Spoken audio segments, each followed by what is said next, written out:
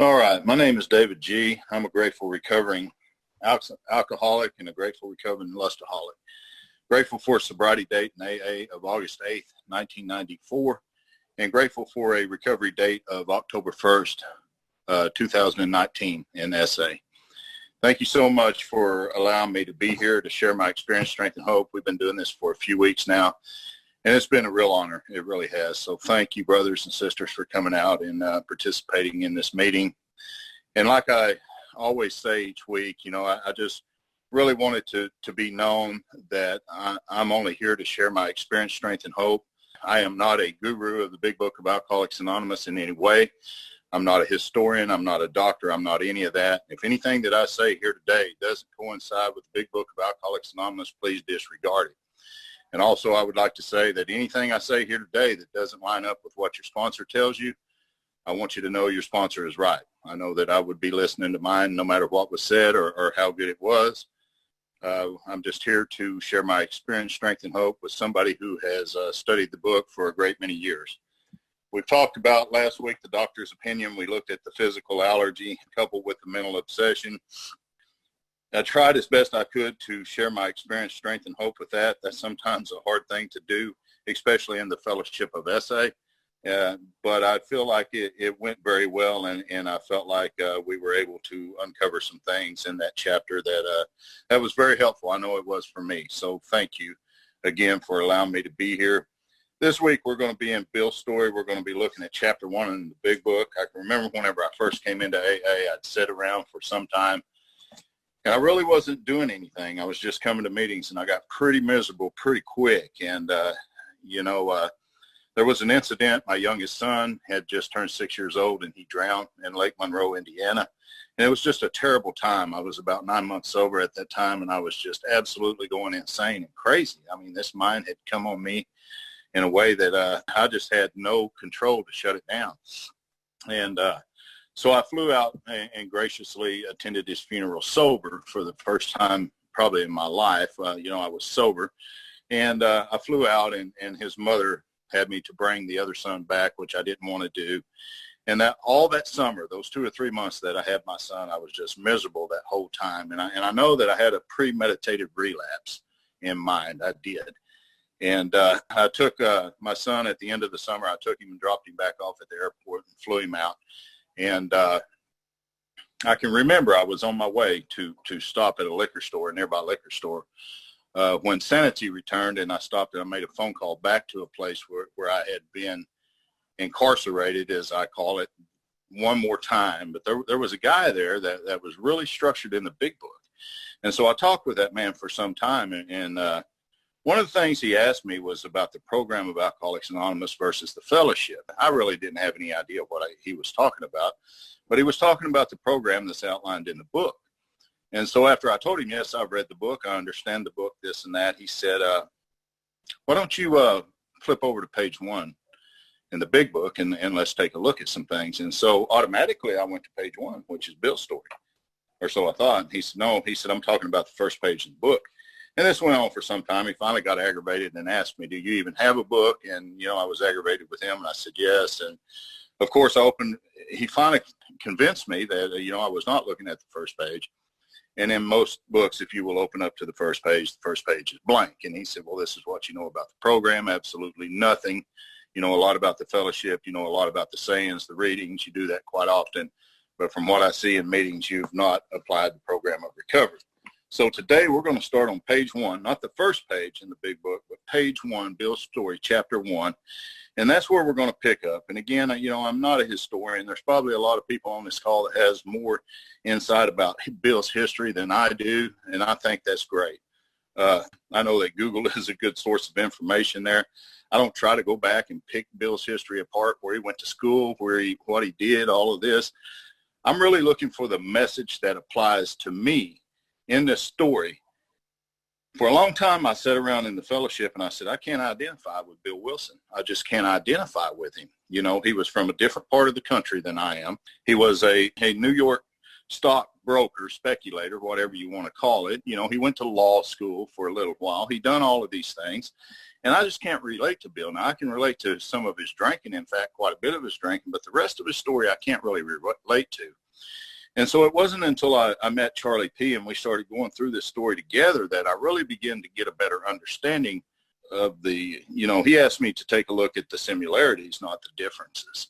And so as I read Bill's story, that's one of the things that I would like to look at and share my experience on what has been so helpful to me as I went through this story. I've kind of disregarded all of that other thinking that I had previously thought, and now I'm looking at it from a new perspective. So let's do that today. We're going to start chapter 1's Bill's story. And we know that Bill's the co-founder of Alcoholics Anonymous. And he says this. He says, war fever ran high in the New England town to which we knew young officers from Plattsburgh were assigned. I can't relate to Bill at all right there. He said, we were flattered when the first citizens took us into their homes, making us feel heroic. Here was love, applause, war, moments sublime with interval hilarious. Now let's look at what I can identify with Bill Wilson right here in the first paragraph. I was a part of life at last. Now I felt that way whenever I drank liquor. I felt that way whenever I done other things. I felt that way whenever I would act out at different times. I would feel like I was a part of life at last. In the midst of that excitement, he says, I discovered liquor. I forgot the strong warning and the prejudice of my people concerning drink. In time, we sailed for over there. Here's where I can relate to him again. I was very lonely and again turned to alcohol. And in my case, loneliness is a big trigger for my acting out as well. So anytime that I'm lonely, that's something I'm wanting to keep an eye on. He said, we landed in England. I visited Winchester Cathedral. And man, there's a whole history behind that. Google Winchester Cathedral, Bill W., and see what pops up. He says, much moved, I wandered outside. My attention was caught by a doggerel on an old tombstone. Here lies a Hampshire grenadier who caught his death drinking cold small beer. A good soldier is near forgot whether he dieth by musket or by pot. And so when I first come into the program, I automatically thought that that was, medical marijuana or something of that nature. I've since learned different. It has nothing to do with any of that. I was given a picture of this man, Thomas Thatcher was his name. I was given a picture of a tombstone that had this very thing on it, and I still have that to this day. So this man's name was Thomas Thatcher. Bill says, it was ominous warning which I failed to heed. 22 and a veteran of foreign wars, I went home at last. Now, I can definitely relate to Bill Wilson right here. I fancied myself a leader. For not had the men of my battery given me a special token of appreciation, my talent for leadership, I can relate to him there, I imagine would place me at the head of vast enterprises which I would manage with our utmost assurance. Bill says he took a night law course and obtained employment as an investor for a surety company. The drive for success was on. I can relate to Bill again right here. I would prove to the world that I was important. That was one of my biggest defects. I always needed to prove something to someone. I needed to prove to the world and to myself that I was important. I had no idea that that was my ego and that it would lead me down a road that would make me feel like I was important, and it would strip me away from all of that and just destroy me, my family, and everybody about me. Bill says my work took me about Wall Street, and little by little I became interested in the market. Many people lost money, but some became very rich. Why not I? That would be one of my questions. I studied economics and business as well as law. Potential alcoholic that I was, I nearly failed my law course at one of the finals. I was too drunk to think or write. Now here I can most definitely relate with Bill again. Though my drinking was not yet continuous, it disturbed my wife. Now, that's definitely my experience. We had long talks when I would still her forebodings by telling her that men of genius conceive their best projects when drunk, and that the most majestic construction of philosophic thought were so derived. So Bill says by the time he completed the law course, he knew the law was not for him. The inviting maelstrom of Wall Street had him in its grip. Business and financial leaders was his hero, and out of this alloy of drink and speculation, I think that's why Charlie always called him a New York stock speculator, rather than a New York stockbroker. He says, I commenced to forge the weapon that would one day turn in its flight like a boomerang and cut me all but to ribbons. Now, there was a story in some of the other literature that the boomerang really hadn't been mastered. And it was said that Bill was raised by his grandparents. So one of the things that he done was out of the headboard of his bed, he had cut a boomerang, and he had got outside. He went to practicing with that, and he got to where he'd throw it and he'd come back, throw it and come back, and he ended up breaking a flower pot of his grandmother's, and it turned out to be a really big deal. But if there was something that Bill Wilson, somebody told him he could not do, he would definitely try to do it. So the story of the boomerang was that. But he talks about it like the disease. It would come back and cut him all but to ribbons. Living modestly, my wife and I saved $1,000. It went into certain securities, then cheap and rather unpopular. I rightly imagined that they'd someday have a great rise. I failed to persuade my broker friends to send me out looking over factories and management, but my wife and I decided to go anyway. And I had developed the theory that most people lost money through stocks, through ignorance of market. I discovered many more reasons later on. We gave up our positions and off we whirled on a motorcycle. The sidecar stuffed with tents, blankets, change of clothes, and 3 huge volumes of financial reference service. So it was said that Bill had taken this information, he had went out, and that he had secured some of these companies. And by the end of the year, you know, it looked like he was doing pretty good. But of course, like with all of us, the disease comes back, and that's what it's going to do right here. Our friends thought a lunacy commission should be appointed. Perhaps they were right. I'd had some success at speculation. So see, there it is again. So we had little money, but we once worked on a farm for a month to avoid drawing on our small capital. That was my last honest manual labor on my part for many a day. They covered the whole eastern United States in a year. And at the end of it, his reports to Wall Street procured him a position. There was the use of a large expense account. The exercise of an option brought him more money, leaving us with a profit of several $1,000s for that year. I've had that experience many times in my own experience, that I would build up all of these bright outlooks for my family. There would be success just right in front of me. And because of the disease, it would just take it all away. And that's what is going to happen here with Bill. He said, for the next few years, fortune threw money and applause my way. I had arrived. That's another place that I identify with Bill. I feel that I had arrived on many different occasions. My judgment and ideas were followed by many to the tune of a paper million. The great boom of the late 20s was seething and swelling. Drink was taking an important and exhilarating part of my life. There was loud talk in the jazz places uptown. Everyone spent in thousands, chattered in millions. Scoffers could scoff and be damned. I made a host of fair weather friends. You know, we're going to look at where Bill, what I see here in these pages, in these first few pages, is how the disease begins to grow in him. And if I look at that in my own experience, I see how it began to grow in me as well. You know, he's going to talk about it being more serious proportions. He starts to lose friends, extreme drunkenness. He contracts golf fever. He goes to the country, and he just is just on and on and on. So let's go to page 4, and we'll take a look at the first full paragraph where he says this. Abruptly, in October 1929, hell broke loose on the New York Stock Exchange. After one of those days of inferno, I wobbled from a hotel bar to a brokerage office. It was 8 o'clock, 5 hours after the market closed. The ticker still clattered.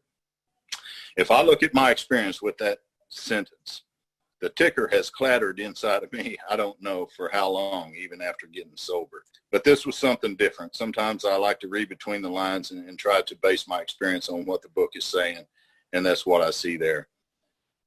It was staring at an inch of tape which bore the inscription XYZ 32 had been 52 that minute. That morning, I was finished, and so were many friends. It talks about this. The papers reported men jumping to death from the towers of high finance. That disgusted me. I would not jump. So Bill did exactly here what I would have done and what most people would have done. I wouldn't have killed myself at that point. I would have went back to the bar. I would have went back to the internet. I would have done whatever I needed to do to get me out of that mindset. And that's the same thing he done. He said, my friends had dropped several million since 10 o'clock, but so what? Tomorrow was another day. As I drank, the old fierce determination to win come back. I definitely have had that experience over and over. Let's look at the bottom paragraph. We went to live with my wife's parents. I found a job and then lost it as a result of a brawl with a taxi driver. I can honestly relate to Bill here. I had that experience as well in my life. I didn't have any money, but I took a cab, and whenever I got to where I was going, the man wanted his money, and it ended up into a brawl, and I went to jail, and it was just a terrible time. He says, mercifully, no one could guess that I was to have no real employment for 5 years or hardly draw a sober breath. His wife went to work in a department store, coming home exhausted to find him drunk. He became an unwelcome hangover at the brokerage places. They didn't want him around anymore. They told him, Bill, you're no good to us anymore. You're going to have to go. You're drunk all the time, and he's hanging around, and they want him to leave.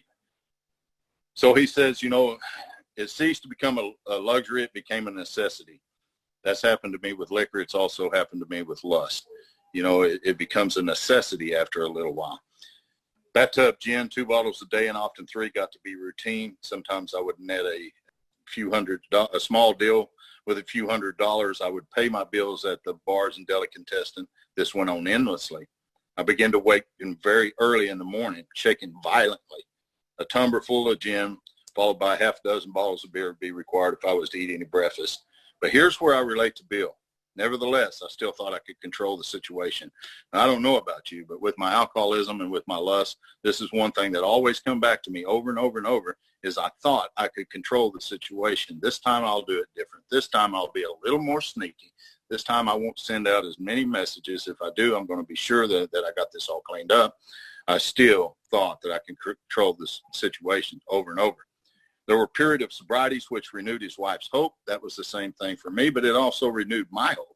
I did not know that I was dealing with a state of mind that I was going to have to drink in order to stay sober. I also didn't realize that I was dealing with lust. I thought I was just sexually acting out. I thought that was the problem. I didn't have any idea that I was dealing with lust. So there would be period of sobrieties which not would only renew her hope, but it would renew mine as well. But I always relapsed over and over and over and over. Well, Bill says gradually things got worse. The house was taken over by a mortgage holder. His mother-in-law died. His wife and father-in-law became very ill. But look what he says. Let's skip a paragraph right there and let's go to this next one. He says, I woke up and this had to be stopped. I saw that I could not so much as take one drink. So by this time, Bill's like most of us. He knows there's a problem. He knows he needs to stop, but he can't. I was through forever. Before then, I'd written a lot of sweet promises, but my wife happily observed that this time I meant business, and so I did. So if you would put those up, this was given to me by a friend in East Texas, and these is some of the sweet promises that he had pledged to his wife on other occasions. On October 20th of 1928, this is what he had written. This was found in the family Bible. It said, to my beloved wife that has endured so much, let this stand as a pledge to you that I have finished with drink forever. And I'm sure in Bill's heart, he meant that with all of his heart. That's how I felt as well as far as the drink. That's how I felt with the lust on several different occasions. I just didn't realize that I wasn't going to have the power to do that. Look at the sweet promise that he made to her on Thanksgiving Day, 1928. What's that, a month later, or thereabouts? My strength is renewed 1,000-fold in my love for you. January of 1929, just a couple of months later, I tell you once more that I'm finished with it. I love you. September 3rd of 1930, finally, and for a lifetime, thank God for your love. And so I think a lot of us have had this same experience. We have made these promises not only to others, but to ourselves. But what I didn't realize that I was dealing with an obsession to the mind and an allergy to the body.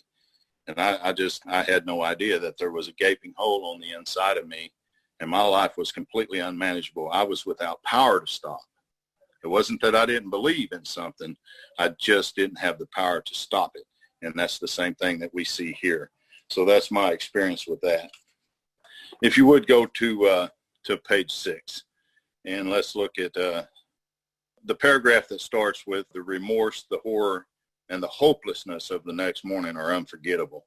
And for those of us that battle with the addiction of lust as well as alcoholism, My God, I think we could relate to this so much. The remorse, the horror, the hopelessness of the next morning. I wake up and I'm like, my God, how did it ever happen again? I know at the end of last year, after I'd done a book study down in Shreveport, Louisiana, and I came back and I knew it was coming out. I knew it was coming out. I was going to be exposed. Discovery was on its way, and there was no way that I could stop it. When he talks of the remorse and the horror and the hopelessness here of the next morning, I can absolutely identify with Bill Wilson. The courage to do battle was not there. I couldn't fight anymore. I was done. I was finished. That turned out to be a good thing. In fact, a great thing. It just sure didn't seem that way at the time. My brain raced uncontrollably, and there was a terrible sense of impending calamity. I hardly dared cross the street lest I collapse and be run down by an early morning truck, for it was scarcely daylight, and all-night place supplies me with a dozen glasses of ale. Thank God I was sober in the fellowship of Alcoholics Anonymous, because had I drank again during this time, and I felt that was coming pretty strong or pretty quick, and there's no telling what would have happened to me today. Thank God I found the program of Sexaholics Anonymous with a bunch of loving people who have stood beside me and said, you know what, David, I understand where you're at. Whereas I had met other people in other fellowships that there was a lot of judgment, and rightfully so, because I'd hurt a lot of people with my actions. So when Bill talks about these things here, I definitely can understand in his story why it's written this way. Let's look at the bottom paragraph. The mind and the body are marvelous mechanisms, for mine endured this agony 2 more years. That's a long time. Sometimes I stole from my wife's slender purse in the morning when the terror and the madness was on me. Again, I swayed dizzily before an open window or the medicine cabinet where there was poison, cursing myself for being a weakling. I felt that being weak before. I know what he's talking about. There were flights from city to country and back as my wife and I sought escape. Then come the night when the physical and the mental torture was so hellish that I fear I would burst through my window sash and all. Somehow I managed to drag a mattress to the lower floor unless I suddenly leave. Doctor came with a sedative, and this is exactly what I would do. Next day, he found me drinking both gin and sedative. So that combination landed him on the rocks. He ends up 40 pounds underweight. But here's an interesting paragraph on page 7 that I like to pay close attention to as I read this. He says, my brother-in-law is a physician. Now, we know that this physician was not Dr. Silkworth. It was a man by the name of Leonard Strong, and he was Bill's brother-in-law. So it was through his kindness and that of Bill's mother that the first time that Bill was placed in the nationally known hospital for mental and physical rehabilitation of alcoholics, which we know was the town's hospital, under the so-called belladonna treatment, my brain cleared. Google sometime the belladonna treatment and see what that turns out to be. Hydrotherapy and mild exercise helped much. Best of all, now right here's where he meets Dr. Silkworth for the first time. He says, I met a kind doctor, talking about Silkworth, who explained, though certainly selfish and foolish, I had been seriously ill bodily and mentally. Now I think in my case, when someone finally set me down, they helped me to understand that I was seriously ill, bodily and mentally, that they showed me through this book and through my experience and their experience, the physical allergy and the mental obsession. The same thing happened to me that's fixing to happen to Bill. But it's not enough. It just is not enough for people like us. It relieved me somewhat to learn that in alcoholics, the will is amazingly weakened when it comes to combating liquor. That's kind of how it is for those of us who battle lust. Though it often remains strong in other respects. That's what I would always say. Man, I'm strong in every area of my life except for this one. Why can I not get a handle on this? I just can't understand it. But Bill says here his incredible behavior in the face of a desperate desire to stop was explained. He finally understood what was the matter with him. Understanding myself now, I fared forth in high hope. For 3 or 4 months, the goose hung high. Bill was sober. He went to town. He'd done all this stuff. He made a little money. So he says, surely this was the answer, self-knowledge. So we see that Bill got sober in this particular time on self-knowledge. And I think a lot of times, I know for myself, I would come in, I would read all of the history of AA, I would read all this about Bill, and I would throw all this information out there, all this self-knowledge, but I had very little experience to go along with it to back any of it up. And so for me, self-knowledge is a good thing to have, but it most definitely will not keep me sober, and that has been my experience over and over. Either it wasn't Bill's either. He says here, it was not, for the frightful day came when he drank once more. Now, this is after a period of time. Now, most of us know that when we act out after a period of time, usually the curve of our declining moral and bodily health, and for a lot of us, our mental health as well, it falls off like a ski jump. And after a time, he returned to the hospital again. So this was the finish, the curtain, it seemed. My weary and despairing wife was informed that it would all end with heart failure during DTs, or I would develop a wet brain, perhaps within a year, and she would soon have to give me over to the undertaker or the asylum. So we know that Bill was headed for upstate New York, that he was going to be in a wet brain clinic, and that he would never return. But the grace of God had something more powerful in mind for Bill, as it did for most of us on the call and around this world today. He said they didn't need to tell me. I knew and almost welcomed the idea. It was a devastating blow to my pride. I want to look at that next paragraph, because right here is where Bill took the first step. And what this shows me, and this has been my experience as well, because I have taken the first step on many occasions, not only in Alcoholics Anonymous, but in Sexaholics Anonymous too. This was not my first trip to SA. I have felt this with all of my heart, and I meant it. I meant it with all my heart that I was not going to do it again. But I did, and so did Bill. No words could tell of the loneliness and despair that I found in that bitter morass of self-pity.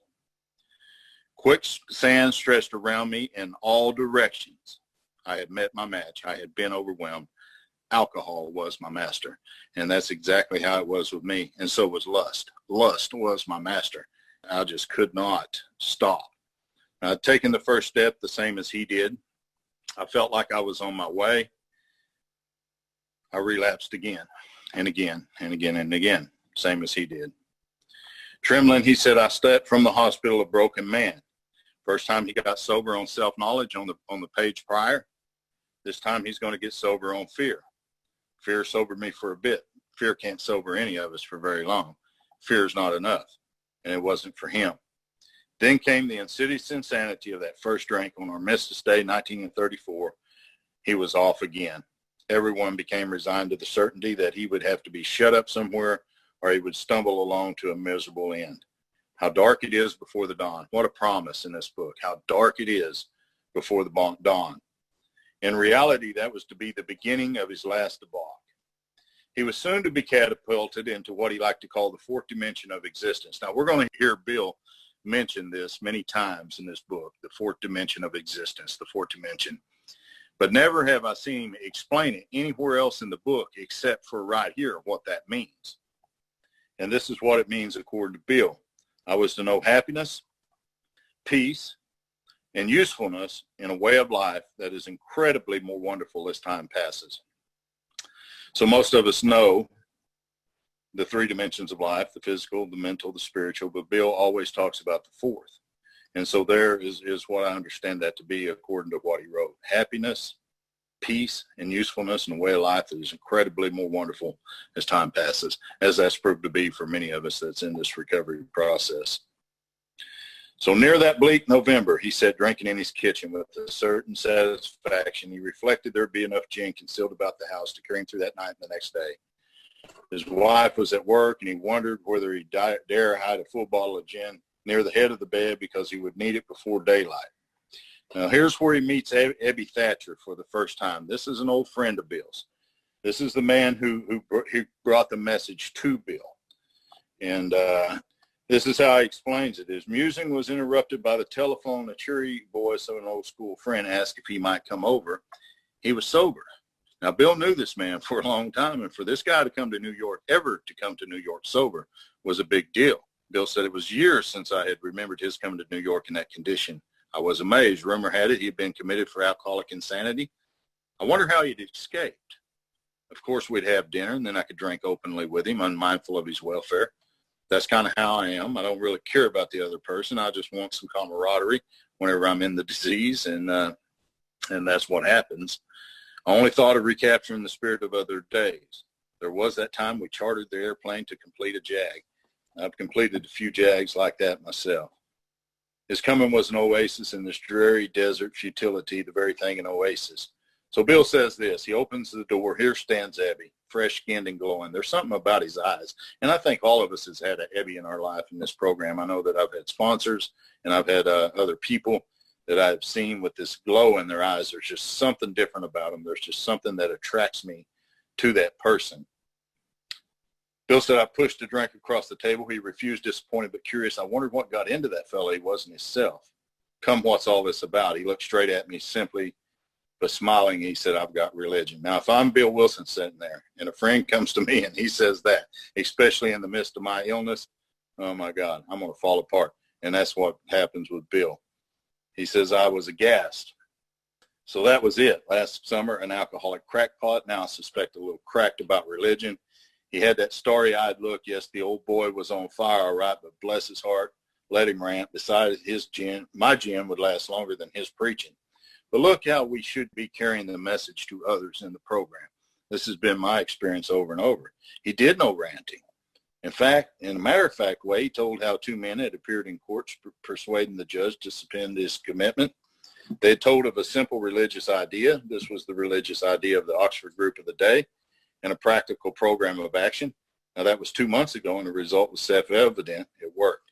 And so Ebby's there to pass along his experience if Bill cares to have it. And, of course, he says, I have to because I'm hopeless.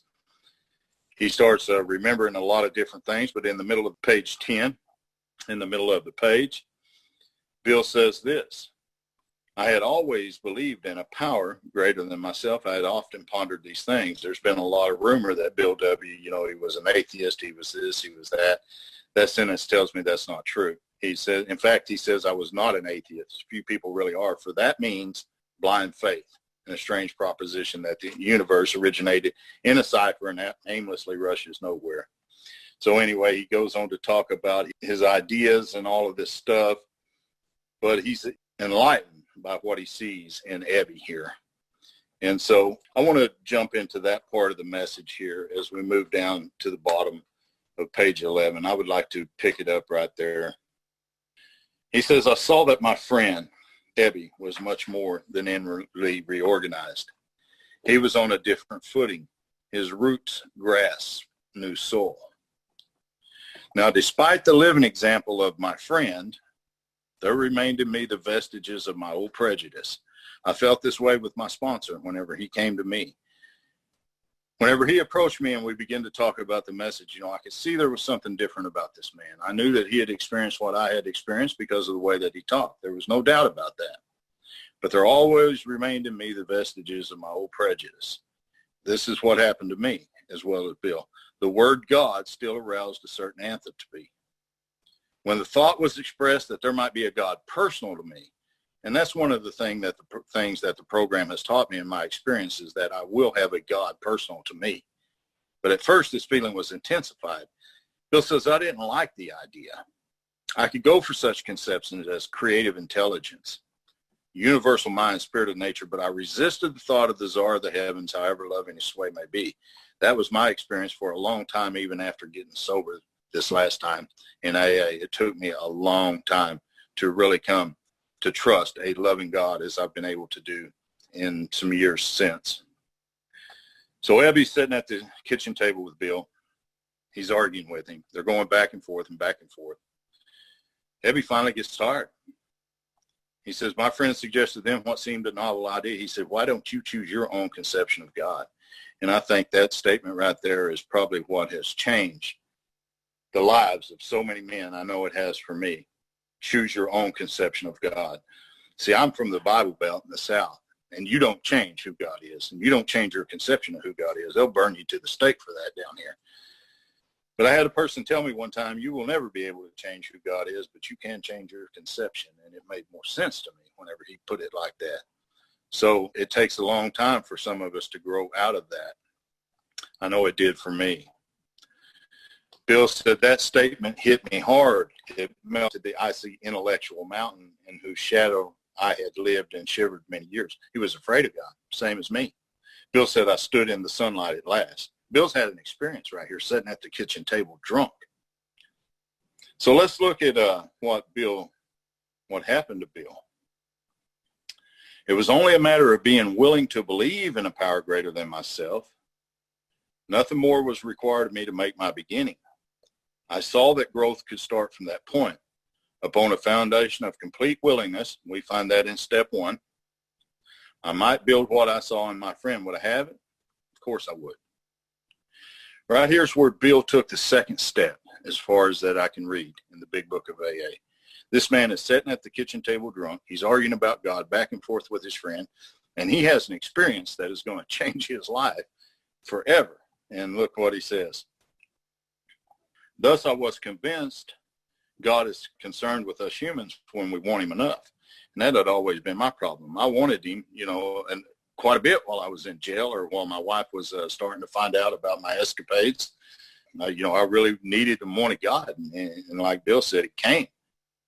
But look what he says. He says, at long last, I saw, I felt, I believe. Bill experienced step 2 right there. Now let's look at how he explains his spiritual awakening, and what a beautiful way it is.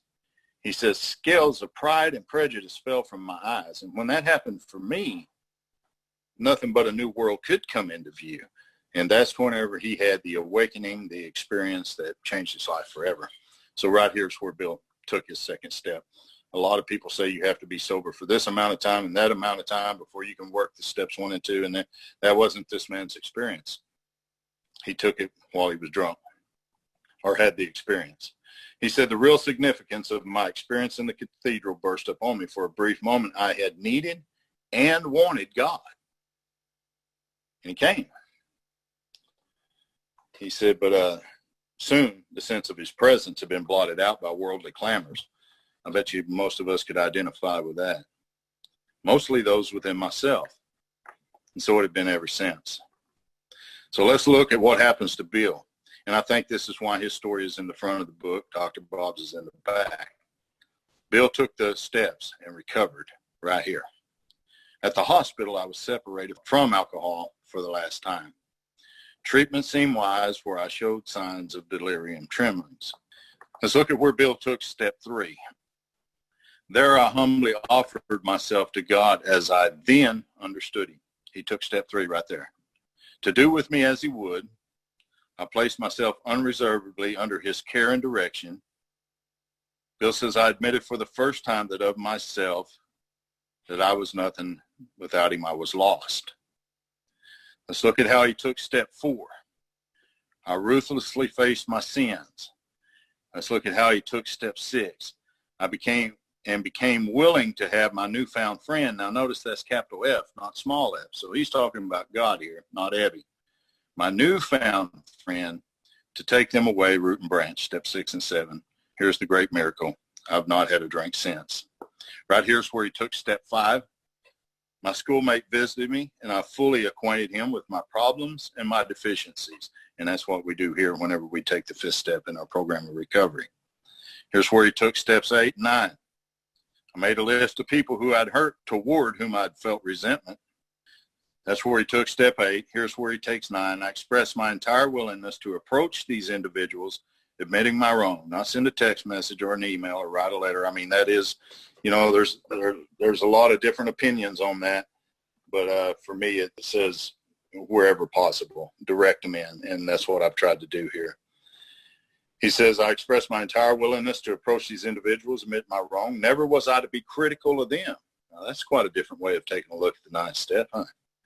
I was to right all such matters to the utmost of my ability. Right here's where Bill took the 10th step. I was to test my thinking by the new God consciousness within. Common sense would thus become uncommon sense. Bill took step 10 right there.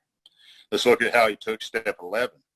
And I think in my own life, in my own experience, if I would just do this right here, and I do it for the most part, but there's always room for progress. I was to sit quietly when in doubt, asking only for strength and direction to meet my problems as he would have me. Never was I to pray for myself. except as my requests bore on my usefulness to others, then only might I expect to receive, but that would be in great measure. So Bill took the steps there. He took, step 2, sitting at his kitchen table. He goes back to the town's hospital. Here he works 3 through 11 quickly. And, that doesn't work for everybody. That wasn't my experience. I tried to work the steps one time really fast. I missed a lot of the information contained in the book. I relapsed and almost never made it back. I come back. I went through them more solid as the book describes, and I had an experience. I got sober.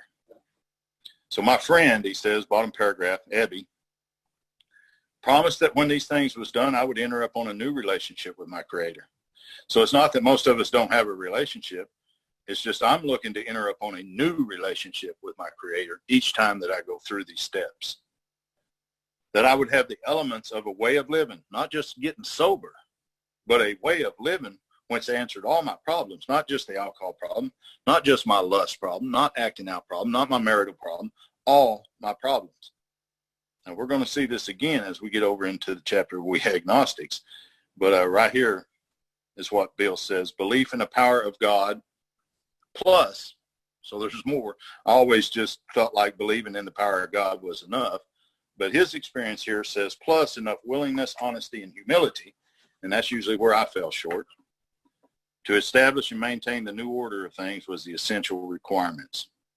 Simple but not easy, a price had to be paid, and it meant destruction of self-centeredness. I've never found any other way to do that but to honestly and thoroughly and genuinely go through these steps over and over and over and over. I must turn in all things, not just a few things, not just my lust, not just my acting out, not just my alcohol. I need to turn in all things to the Father of the light who presides over us all. Bill said, well, these were revolutionary and drastic proposals, talking about the 12 steps, talking about the practical program of action.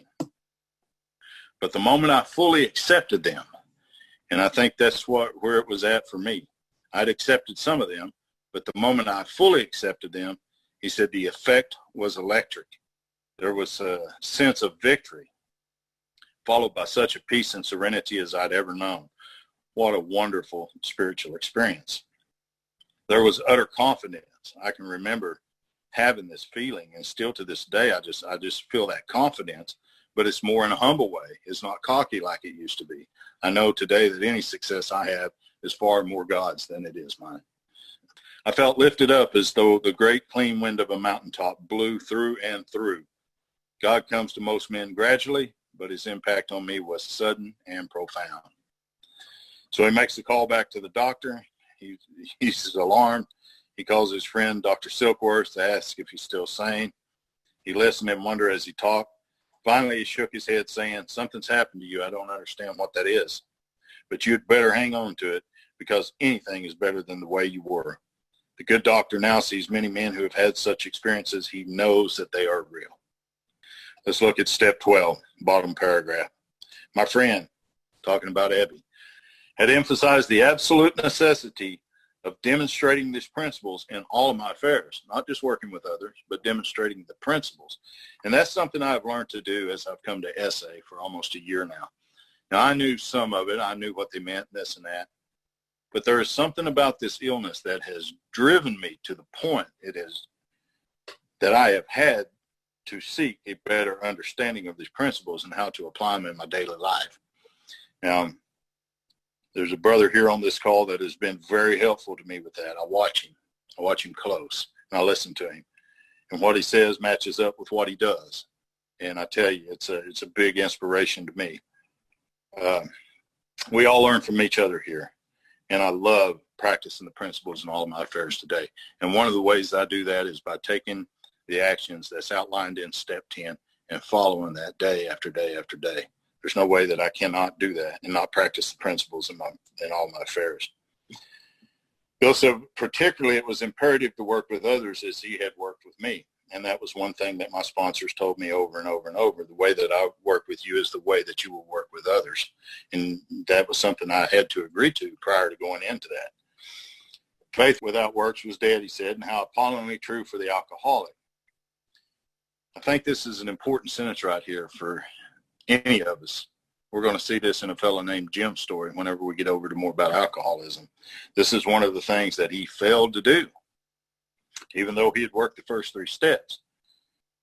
He said, if an alcoholic failed to perfect and enlarge on his spiritual life through work and self-sacrifice for others, he could not survive the certain trials and low spots ahead. As I came back through the work this last time in Alcoholics Anonymous, I'm convinced that the only reason that I didn't drink because of the behavior that I'd been doing for more than 20 years in that program was that I consistently worked with others over and over and over and over. I think that God spared my life. Well, because of who he is, for one thing, but I think that it's absolutely imperative. In fact, we read it back over in the forwards. You know, it's vital to permanent recovery, not just sobriety, recovery. He said, then faith would be dead indeed, and with us, it's just like that. So Bill says, my wife and I abandoned ourselves with the enthusiasm to helping other alcoholics to a solution to their problem. It was fortunate for my old business associates to remain skeptical for a year and a half, during which time I found little work. He wasn't too well at the time. That's kind of how I was when I got sobered up. I wasn't too well at the time. It takes a little while. But this is something that I still need to look out for even to this day, is this next sentence. I was plagued by waves of self-pity and resentment, and this sometime nearly drove me back to drink. And there's a couple of times it's about drove me back to acting out. But look what he says he does. And I think this is so important for any of us that's here. When we find ourselves in those moments, and they're going to come. Bill says, but I soon found that when all other measure failed, work with another alcoholic would save the day. When I've prayed, when I went to a meeting, I've talked to my sponsor, I've talked to other members, I've done all this stuff, and I still feel like it's failing. The one thing that I've always done, that I was taught to do, was to call another alcoholic or sexaholic, ask him how his day is going, what's going on in his life, and then my orders were to sit back and shut up and let him do the talking. He'll be more than happy to talk about himself. I'll be so aggravated about that it takes me out of me, and I just worked over and over and over. He says he would be amazingly lifted up and set on his feet. It's a design for living that really works. So, you know, as we look toward the end of the story, and, you know, you can read this for yourself, but look at page 16, and let's kind of take a thorough look at the last couple of paragraphs here. For he says, an alcoholic in his cups is an unlovely creature. And I think about that sometimes. I became an unlovely creature in my sobriety in Alcoholics Anonymous. I become a predator. I became everything that I swore that I would never be. I would look at other people in the beginning and think, I'll never be like that. But this disease of lust is so powerful in my life that it will rob everything and tell me that it's okay that I'm doing it. It will kill people that don't even have it, from heartbreak, from mental stress. My poor wife endured so much through this. When I read this, it just puts a feeling on the inside of me that makes me almost sick. The alcoholic in his cups is an unlovely creature. Our struggles with them are variously strenuous, comic, and tragic. One poor chap committed suicide in my home. He could not or would not see our way of life. I had that happen with a lot of guys that I've worked with in AA through the years. There was a fellow that lived just 4 blocks behind me here, and he had done very well. He started getting into the work, but like Bill said, he failed to perfect and enlarge on his spiritual life. He'd taken a few steps. He'd gotten better. He got relief. He was getting out from under the bondage of self, and he stopped. All went well for a time. He ended up drinking again. And it was just in a short time that I went over to see him one day because he was really, really bad. And there was a pistol laying on the floor and blood all over the wall. And he had shot himself in the head prior to the night before and killed himself. A couple of years ago, a good friend of mine that I sponsored, a wonderful young man, he had gotten a year at one time. He went back out. He come back. He got a year. This went on and on and on. He hung himself in a closet there a few years ago, and it was just what that did to his family and everybody around. This is a horrible, horrible disease that we suffer from. I know that I don't ever want to go back to that way of life again. But he said he could not or would not see our way of life. There is, however, a vast amount of fun about it all. I suppose some would be shocked at our seemingly worldliness and levity. But just underneath all of that, there is a deadly earnestness. And I need to remember this. Faith has to work 24 hours a day in and through us, or we perish. That's the two options there. Most of us feel we need to look no further for utopia. We have it with us right here and now. Each day, my friend, his friend Debbie's simple talk in their kitchen multiplies itself in a widening circle and peace on earth and goodwill to all men. Bill W., co-founder of AA, died January 24th, 1971. And I would just like to say, in closing, I came to SA last year in October. Toward the end of September was a really, really bad time. And I really felt like there wasn't going to be anything left for me as far as being able to work with anybody again based on what I had done. But I just want to thank you guys so much for welcoming me to the fellowship of SA. And I know that a lot of my experiences is in SA and, AA, but SA has saved my life. And I will never not tell that to anybody who asks. You know, I won't be all over town broadcasting that, but I've been able to help men in our church. I've been able to help men in our community, and I've been able to walk this road with you guys, and that's been a beautiful process for me. I find myself sometimes still getting in old behaviors. I want to argue on a chat group or something like this or this.